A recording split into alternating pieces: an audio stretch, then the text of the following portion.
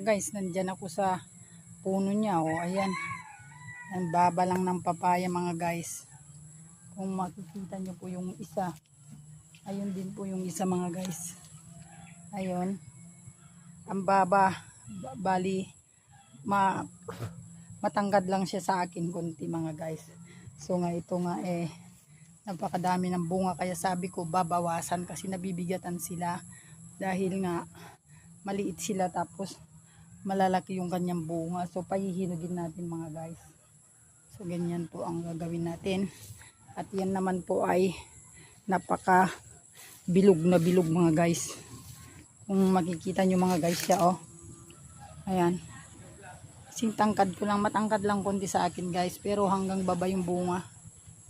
Ayan, di ba? Sarap po ng may mga tanim mga guys. Doon naman sa kabila, malalaki. Kaya lang, pinagkukuha may nanungkit, inubos ang bunga. So, ayan o mga guys. Oh, saan ka pa? Diba mga guys?